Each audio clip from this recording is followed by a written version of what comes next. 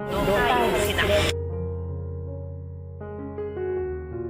Aking tala sa gabing madilim, ikaw ang bawat sana sa lahat ng hiling.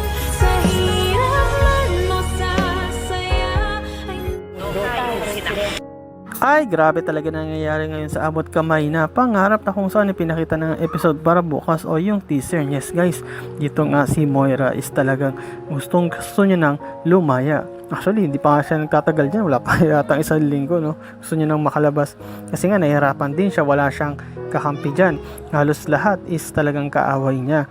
Ngunit dito, this time is may nakuha siyang kakampi sa tulong nga ni Ninang. And yes guys, ito nga si Ninang is nabigyan niya ng pera at natulungan niya rin o nasunod niya yung gusto. Kaya nga, in favor siya naman yung humihingi na kung saan nga ang gusto nito ni Moira is ipapatay yung star witness. And yes guys, yung star witness dito sa kaso niya, which is si Dax.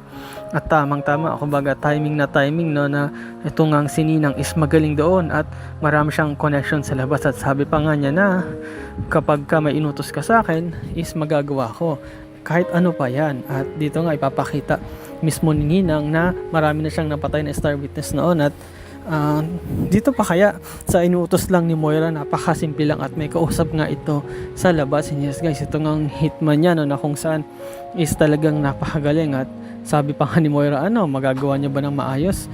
Then sabi ni Ninang, huwag mo akong pagdudahan. Kahit itong hitman ko is hindi mo kailangan pagdudahan sapagkat magaling ito at kayang-kaya nito gawin ang lahat ng pinag-uutos ko at magtiwala ka lang. Yes guys, ayun talagang sabi ni Ninang. At mukhang nakakuha na nga ng kakampi dito si Moira at mukhang makakalabas na nga siya. So abahan natin yan kung magkakatotoong makalabas siya o baka hindi pa. At dito nga rin guys ipinakita, no, na kung saan ito ngang si Lynette is galit na galit. Yes guys, nakipagkita nga ito kay Dax. At actually nagulat nga si Dax kasi bakit si Lynette yung nandito, kasi na-expect nga niya is ito ngang si Giselle lang ang makipagkita sa kanya kasi naka-schedule nga ito. Ngunit ito ngang si Giselle is umatras kasi nga busy siya, marami siyang inasikaso sa trabaho at marami pa, no. At nagulat nga itong si Dax kasi nakita niya ito ngang si Lynette na kung saan naalala nga ni Lynette. Actually nawala na yung takot nga ni Lynette patungkol o yung trauma niya dito sa mga nagkidnap sa kanya noon, lalo na dito si Dax. Kapag nakikita niya hindi na siya natatakot kasi nga na-overcome niya na ito at ginawa niya rin makipagkita kasi nga gusto niya talagang mawala na 100% ng kanyang trauma. At kasama nga niya dito si Annalyn actually. At nung nakita siya ni Dax, nagulat siya, bakit ka nandito, Lynette? At sabi ni Lynette, bakit ayaw mo ba akong makita dahil may ginawa kang kasalanan sa akin? At sa tingin ko ito na yung pagkakataon ko para gumanti. At sa lahat-lahat ng ginawa mo sa akin, sa tingin ko ito lang yung time na makaganti ako ngayon kahit nandyan yung mga pulis. At yes guys, nagulat tong si Dax kasi sinampal siya ni Lynette. At kawawa, no, itong si Dax nung kahapon nasampal, tapos ngayon na naman ay nako, mukhang sampalin ng peg nito ni Dax, no, na kung saan kawawa naman, no? Sakit siguro no. Ako kaya pwede kayong double, no, ay taga-sampal lang. De, joke lang. Pero yun nga guys, ito nga pinakita din na talagang galit na galit pa rin itong si Lynette na kay Dax sa mga nangyayari. At lalo na pag naisip niya yung ginawa sa kanya na sinaktan siya, alos gusto pa nga siyang rape nun at gusto pa nga siyang patayin. Yun yung worst doon. Zoe at itong si Carlos magaman. Yes guys, pinag-uusapan nga nila is itong si Dax. And yes guys, nagsabi nga din itong si Zoe na pinuntahan siya ni Dax kaya natatakot nga itong si Zoe. Ngunit tinasabi nga mismo ni Carlos na o ng tatay niya na huwag ka mag-alala kasi nakausap ko na si Dax at sinabi ko na layuan ka. At the same time sinabi ko rin na manahimik siya, wag niya tayong idadamay kundi idiin nga niya ito ngang si Moira para hindi tayo madamay at makulong lang si Moira, hindi kasama tayong dalawa. At sabi mismo ni Zoe na dapat is ipapatay na lang yan si Dax kasi kung hindi magsusumbong ito at talagang madadamay tayo kahit hindi magsalita si Mami. Pero kung itong si Dax is magsasalita, so mahirap yon. And yes guys, habang nag-usap nga sila, tumawag nga rin itong si Moira. Yes guys, ito nga nakausap na naman niya ang kanyang anak. na si Zoe. At ito namang si Zoe is nag-report agad, nagsusumbong nga dito sa mama niya. And yes guys, kung nagtataka kayo sa nakakuha ng cellphone tong si Moira, syempre dun mismo sa kulungan, at magaling ito, nakagawa to ng paraan para maging kakampi niya itong si Ninang at pinapahiram na siya. At nakausap nga niya si Zoe at sinabi niya na huwag ka mag-alala, ako na ang bahala dyan kay Dax na yan, kung ano mang ginawa niya sa'yo, ako nang bahala kasi hindi na magtatagal ang buhay niyan pagkat ipapapatay ko na siya. At sinabi nga ni Zoe, paano mo yun gagawin? Sino yung contact mo ay nasa loob ka? Ngunit sinabi nga ni Moira, wala ka tiwala sa akin, ako na ang bahala.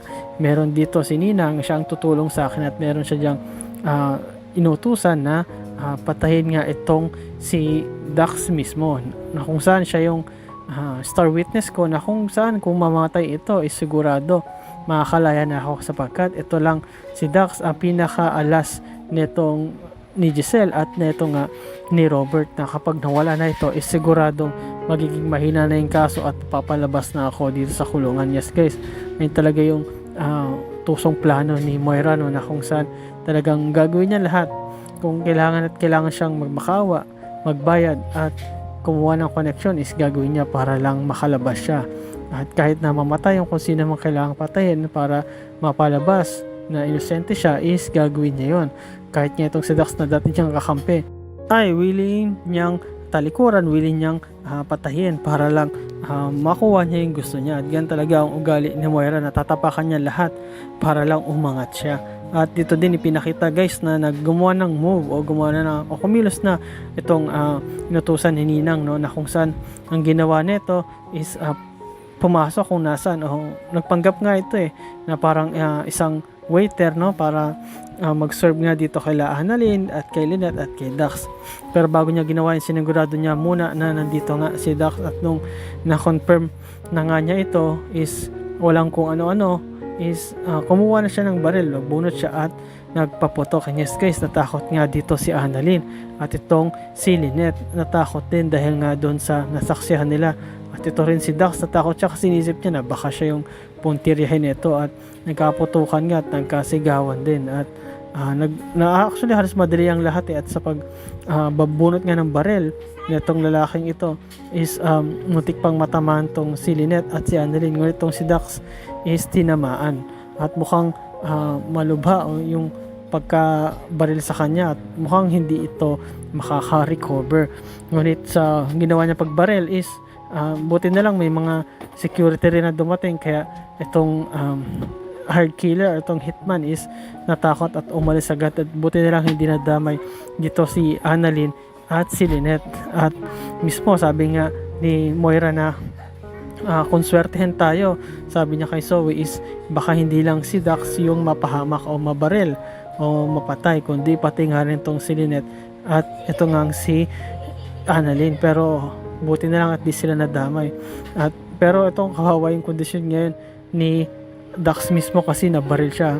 Ang tanong lang dyan guys ngayon is makaka-recover kaya itong si Dax, o mabubuhay kaya ito, o makakatakas pa kaya to, o baka naman matuluyan na ito sa pamamagitan nito nga ni Ninang at nito nga ni Moira at yung hitman.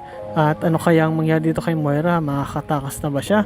Baka naman mag-stay at tuluyang mabulok siya dyan sa kulungan kahit namatay na itong si Dax. At ito namang si Giselle at si Robert, ano kayang gagawin nila para mapanatili si Moira doon sa kulungan at hindi na makalabas at baka manggulo sa kanila uli.